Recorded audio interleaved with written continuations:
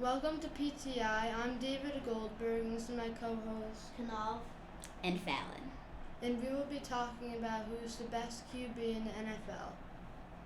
So I think that the best QB in the NFL is Patrick Mahomes. For many reasons. Number one, he has more passing yards last season, and he has a better completion percentage, and also he made it to the AFC Championship 4 times in a row, which is incredible. Now, I agree with you. Patrick Mahomes is a very good quarterback. Well, I think that the best quarterback in the NFL is Josh Allen. And he may not be the best quarterback last year, but he certainly will be it this year. You can pass for over 4,000 passing yards and have a QB rating of over 95 for a single season. That's very good. 95 to 100 is excellent quarterback QB rating. And he may not have more passing yards or completion yards than Patrick Mahomes, but he arguably has worse receivers. Okay, maybe the only good receiver there is Stephon Diggs. You can't name one other receiver on the Bills other than Stephon Diggs. You probably can't unless you're a Bills fan. So he's very talented. He can run the ball. He's a multi-level player, and he's not a risky player either. He knows when he needs to throw the ball away, when he needs to run, when it's just not a good pass. So I think he's the most talented because he's the best decision maker, and he will have a breakout season this year. And I predict he'll pass more than 5,000 passing yards. Yeah, but one thing is that Mahomes' expectation every year is to win the Super Bowl. So people think that he's not good if he doesn't make the Super Bowl every time. Yes, but Josh Allen hasn't made it to the Super Bowl, and the only reason he didn't make it to the AFC Championship last year was because of his defense, over that overtime loss, and also mainly because of the overtime rules. But I feel like if that did not happen and his defense was just a little bit better for 19 seconds, he could have won the AFC Championship. So our next topic will be who's the best young player in MLB.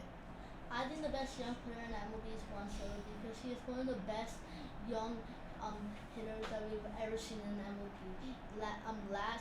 Last year, he hit over 300 and had an OPS of over 900, which is really good. I think that the best young player in MLB right now is Ronald Acuna Jr. Now, most of the time I would say Fernando Tatis, but he's been injured, and I think Ronald Acuna Jr., after coming off of an ACL injury and still playing at a level where you're hitting home runs and doing is very fast and has a defense of his level after an ACL tear is very rare. That's one of the worst injuries in sports. So the fact you can come out in less than a year, come out and still perform at an all-star level, was also batting over 250 and putting up Golden Glove defensive stats is very good, especially for a young player. And I feel like he's one of the best he's a better hitter than Juan Soto, and he's a better fielder than Juan Soto, which makes him one of the best and the best young player in the MLB. I definitely agree with you that he's a better fielder, but I feel like the Juan Soto is a way better hitter because the last 2 seasons, 2020 and 2021, he's been hitting for over 900 OPS, and he's been really consistent.